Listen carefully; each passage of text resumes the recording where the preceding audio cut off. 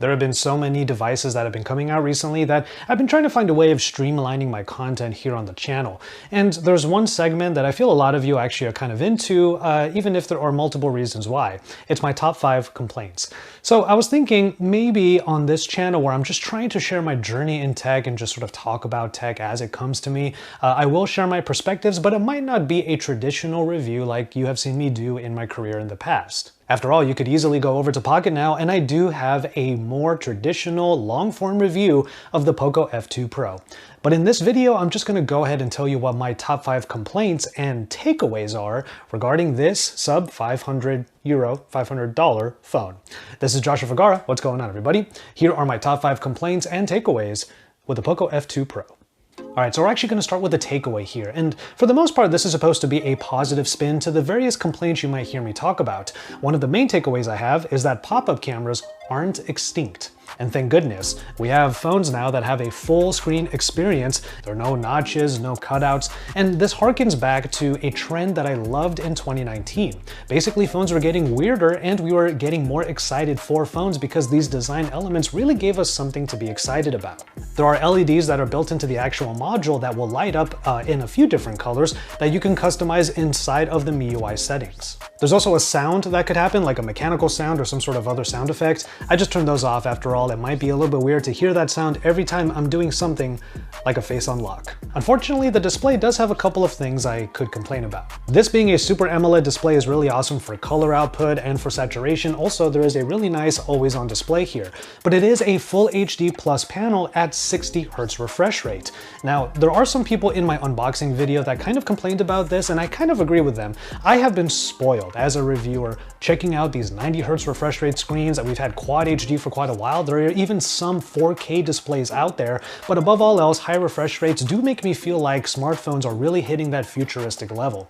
60 Hz refresh rate is not bad, let me be clear. You will still get a great experience out of this Super AMOLED display, but when you put this next to another high refresh rate screen, it does feel a little bit like it's fallen behind a bit. But the fact that I still enjoy the Poco F2 Pro thus far, despite those little complaints, makes it clear to me as a takeaway that high refresh rate screens are now required. Especially since this is a more affordable device compared to other phones that would have those high refresh rate screens. You get a full screen display here, you get full viewing of your content, and that's always going to be appreciated, especially since in 2020, that's not really the norm.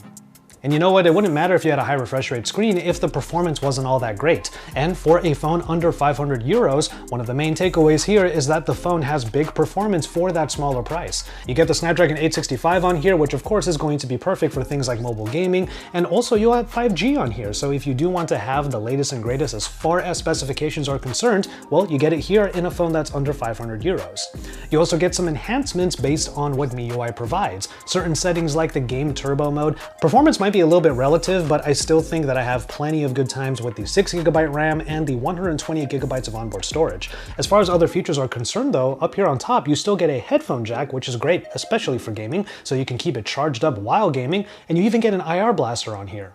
The only place that might be a little bit odd for me when it comes to the spec sheet or the feature list is the lack of wireless charging. Now the battery is plenty large at 4700 mAh, and also you can get it charged up fairly quickly at 30 watts. It's not going to be like 65 or something higher than that. But since we're in this like stay at home, shelter at home, work at home lifestyle right now, I have to admit that I am into wireless charging more than ever. Right here at my desk, I used to have a wireless charging stand right here that still had the phone up at a certain angle so I could use it whenever notifications come in. I actually love using phones with that stand while I'm working on scripts like the one you're hearing right now. This phone, unfortunately, doesn't fit in that category. Let's go back to the software for my next complaint, however, and it's that this might not be the UI for everyone. MIUI used to be just an Android ROM, and it had a lot of features back then that stock Android took a long time to finally implement. Now we have like a lot of features in Android in general, and MIUI is still trying to bring more stuff to the table. Little things like the theme engine, so you can really customize it to your heart's content. This little quick ball right here that would have the same buttons if I still had the navigation bar at the bottom, but of course now I'm used to full screen gestures, a lot of the times you just use Android the way that anyone would use Android. And then anything that is added on top of that just collects dust. You get a bunch of Me apps, and for some reason this version of the Poco F2 Pro came with a bunch of games that I've actually never heard of, and they were pre-installed and I never played them. But one prime example of me having to minimize it a little bit is here in the app drawer. There used to be categories up top and a whole section that was trying to suggest which apps I might want to run because I ran them a lot already. For the most part, I turned all of those off. I love having an app drawer no matter what, so it's great that it's here, but I just want it to be in alphabetical order so I know exactly where to go when I need to get it. And you know what? I'm sure people are really familiar with the idea that MIUI does have quite a few ads across its interface. There are places where I see that which are kind of odd, like an ad for another app when you're installing an app. And that's because MIUI has its own security level, so every time you install something, even from the Google Play Store, it has to do an extra check, but also has to show you an ad. Ultimately, what I'm trying to say here is that MIUI might have a few too many things it's trying to push out there, but in the end, that's exactly what MIUI did back in the day, and now we have certain features in Android, stock Android, that most of us can't live without. And now we can get to the cameras, and I didn't really touch on this before, but we have a 4-camera setup here on the back that looks exactly like the Redmi K30 Pro. Not too big a deal. It still looks good, especially with the shiny backing here. I got the white edition, of course, but these 4 cameras try to bring a lot of functionality to the table. It's not all amazing, however. I mean, we're looking at a combination of lenses here that include a 64 megapixel high-powered lens, and then all of the other lenses tend to taper off in terms of that power. 64 megapixels on the main, 13 megapixels on the ultra-wide. You get a 5 megapixel macro lens and then a 2 megapixel depth sensor. By the way, that front-facing camera is a 20 megapixel shooter that does a pretty good job, and of course, when it comes to these Asian phones, one of the main stories here is just how powerful beauty mode can be. And even though I sing the praises of having a pop-up camera, unfortunately that pop-up camera doesn't do 4K video recording, which I think would be great, especially in this era right now where we're all at home and probably shooting on platforms like Instagram and TikTok. But as far as the main cameras are concerned, you do get quite a few features that at first felt like would only appear on very expensive flagship phones. 8K recording, for example. But ultimately, they're hard to edit, and it's really hard for you to upload those to places like Instagram where it's just going to downsize it anyway. The thing about video though, and this is something I noticed mostly when shooting in 8K, is that the autofocus tends to really jump and search a little bit too much. It's got this jumpy thing going on there, and it's kind of a dead giveaway when it comes to smartphone videos. You know you're shooting with a smartphone if certain things like the focus or the exposure just won't stay put. 4K recording basically across the 2 main sensors is still great. Wide angle video looks pretty good, and it's still really nice to have a wide angle rather than a telephoto in my opinion, because it immediately adds a little bit more drama. As far as photos are concerned though, you can still do a 2x zoom without too much loss in quality, and I did get some good photos that way. But this is where you might have a complaint because zoom is just not a priority for the Poco F2 Pro.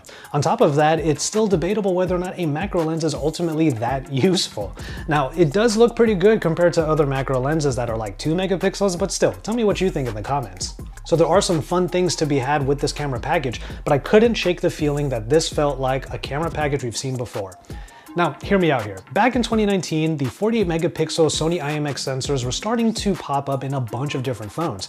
It was almost as if every phone manufacturer was able to just lean on that sensor, which was becoming widely available, so that they could automatically have a good, decent camera. This year, it's the 64 megapixel sensor. Same idea, same template, being found in a lot of different phones. The Poco F2 Pro is no exception. If I were to look at it negatively, it does seem like some of these brands are just taking this template, kind of a cookie cutter thing, and they're just putting their brand on the back. But I choose to look at it a little bit more positively because you know what? These cameras are actually pretty good. The people out there who want to get a phone at around 500 euros, $500 and less, do want to have a good camera experience for their everyday experiences, and that does not include the heavy creator lifestyle.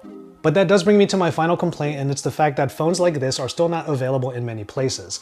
Now, Poco, in putting their brand on a phone that is basically the Redmi K30 Pro, might be a little bit weird to some of you, but it means that Poco is able to take this phone and put it in markets where Redmi is unable to. I find that to be a pretty cool thing, but it's not available here in the US. Many different Western countries are not going to get their hands on this. And you know what? Here in the US in particular, unfortunately, we don't have many phones at all that are under that $500 price point and provide provide really good experiences. That might change over the next couple of months, especially since the iPhone SE came out and there was also the Pixel 4a, which hopefully is going to come out sooner rather than later. It's been delayed all to hell by now. But you know what? The Poco, unfortunately, won't be part of that bunch. Yeah, we're not there yet. We don't have phones like this available in more places so that people don't have to keep searching for these flagships to finally come down in price. You can get a flagship style experience by paying about half the price of actual current flagships. That's what I take away from phones like the Poco F2 Pro, and that's what I took away from the Poco Phone F1. What I really loved about these phones is that, especially for the general user, power is at an all-time high and you get a good camera in general. So it's proving that this package is viable. It's just not available everywhere yet. But you know what? I will celebrate the fact that the Poco F2 Pro actually made it, and I do enjoy what I'm seeing so far. Hopefully, we get to see more of it in the future. And so there you have it, 10 main points, 5 complaints, and 5 takeaways with the Poco F2 Pro. I actually really enjoy this device, especially for things like gaming and general everyday usage. This proves that you can get that experience without having to pay an arm and a leg. The camera may not be perfect, but most of you out there will probably still be able to enjoy it. So let me know if you have any extra thoughts that you want to share in the comment sections down below. Feel free to have discussions down there. I will try to be there over the next day or so that we can talk about this particular device. Let me know what you think, and at the very least, drop some likes on this video. If you're new here, thank you so much for watching, and consider sticking around by hitting that subscribe button and also hitting the bell on the side. From there, I'm going to go ahead and call it on this one. Thank you so much for watching. Stay tuned for even more here on my channel, and until my next video, I will just remind you to enjoy your tea, everybody.